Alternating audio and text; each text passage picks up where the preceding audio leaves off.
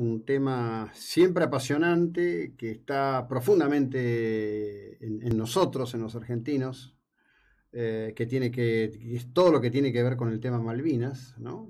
Tengamos presente que en las últimas horas, a partir de las conversaciones mantenidas por el presidente Fernández con su par Xi Jinping y una expresión en relación a la integridad territorial, que por un lado va en el sentido de que Argentina abona la integridad territorial china y los reclamos de China sobre Taiwán, un ámbito en donde está muy presente el riesgo de la guerra.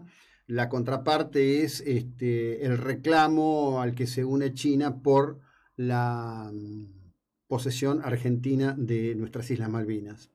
Felipe Selesia es periodista, es autor de varios libros.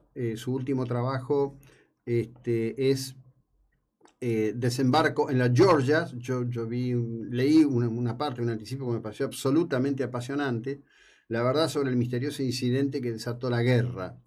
Felipe, buen día, ¿cómo estás? ¿Cómo te va? Buen día, Jacobo, ¿cómo estás? Bien, bien. ¿Qué te llevó a esta investigación que adquiere un sesgo increíble y apasionante y también revelador en el texto que pude abordar del estado, yo diría, de futilidad con que la conducción de las fuerzas en ese momento encararon toda esta aventura bélica, ¿no? Bueno, en principio lo que me entusiasmó fue que había una historia para contar porque este episodio que a los ojos de todo parece como importante porque en él murieron argentinos, no estaba contado, digamos, no estaba sistematizado, había datos dispersos, sueltos, pero no estaba la historia lineal. Y tampoco estaba la historia militar, o sí estaba, pero bastante oculta porque, bueno, como bien decís, fue bastante desastrosa toda la planificación militar en lo que tiene que ver con las Georgias.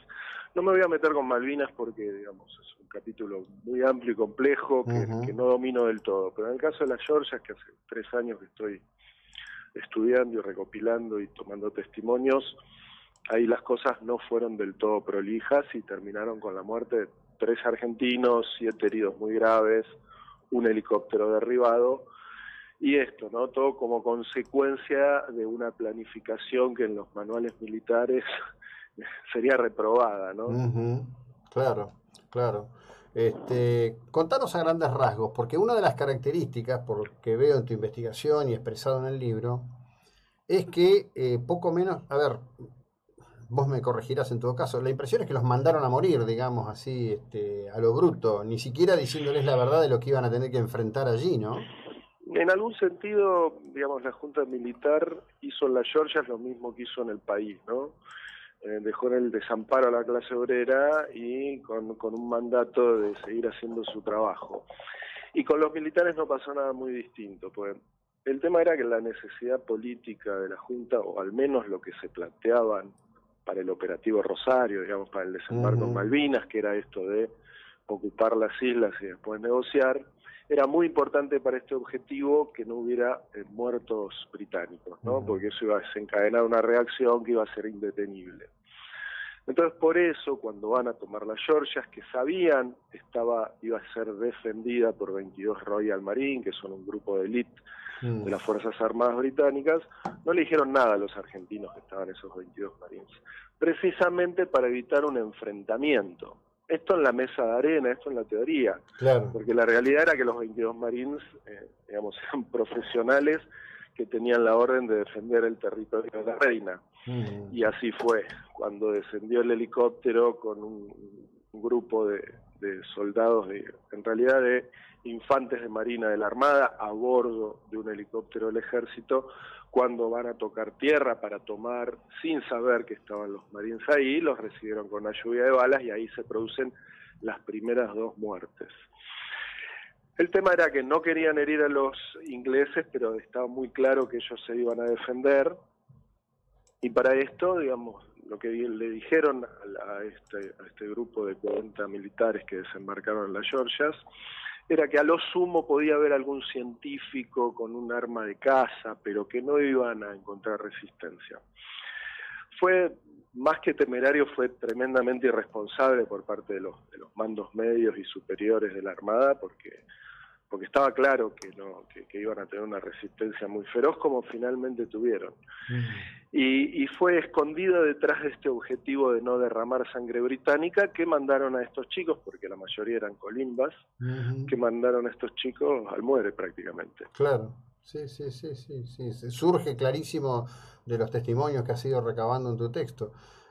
Ahora, evidentemente, había algunos que la tenían muy clara, ¿no? Ese piloto de helicóptero que decide hacer soldar planchas, que se pone debajo del asiento un chaleco antibalas, Claro. o sea, había cero confianza en su conducción. Cero confianza en la conducción desde el inicio, ya desde que parten desde la corbeta Guerrico para tomar las Islas Georgias, como parte de la Operación Rosario, pero en las Georgias.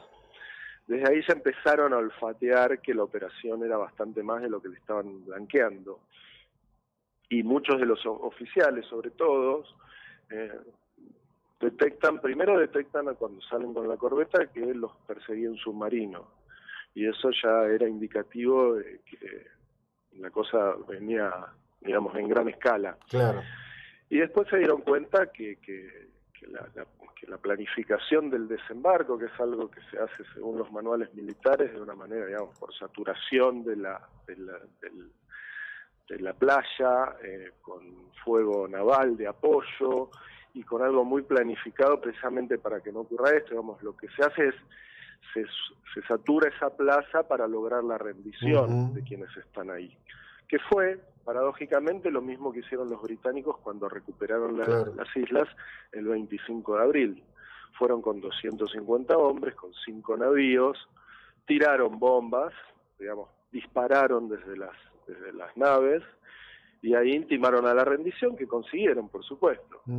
Los argentinos tendrían que haber hecho eso. ¿Por qué no lo hicieron? Es algo que todavía a mí me sorprende, porque no era tan complejo, el tiempo corría a su favor, tenían el armamento, eran 22 marines y digamos las fuerzas argentinas eran muy superiores, podrían haber hecho, sin embargo no lo hicieron. Bueno, pero vos fíjate que hoy, que es muy común leer en distintas páginas y demás, la preocupación por el estado del armamento argentino y demás, la descripción que surge de tu texto del estado de la corbeta Guerrico, de la poca fiabilidad de su armamento, es tan sorprendente como todo lo otro, ¿no?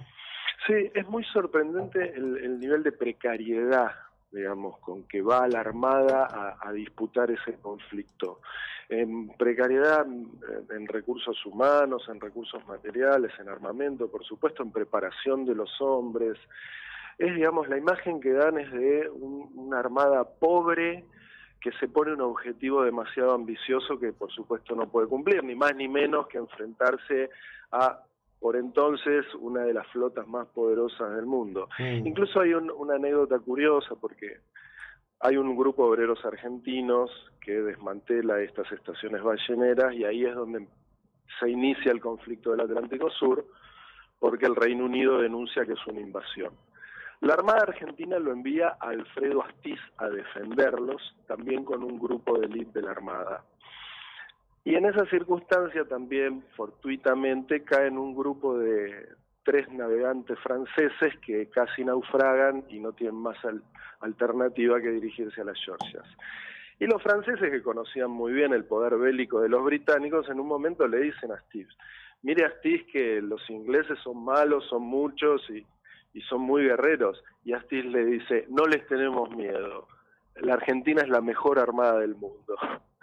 Y ahí el testimonio del francés es que se retira porque ante semejante necedad no había nada más para discutir. Sí. ¿Qué otra cosa iba a decir, ¿no? En definitiva. Por supuesto. Realmente. Es extraordinario porque, bueno, has traído a la conciencia, y la verdad que yo me permito decir, recomiendo enfáticamente la lectura de tu libro, un capítulo que, mirá que se ha publicado de todo esto, ¿no? Pero que había pasado, la verdad, que con apenas un par de títulos periodísticos por delante de las narices de todos. Claro. Bueno, te agradezco enormemente, ¿eh? Muchísimas gracias por tu trabajo y por habernos prestado estos minutos para conocer un poco más. Por favor, José Luis, un placer. Bueno, Felipe Celesia, periodista, escritor, trabajo extraordinario de revelación.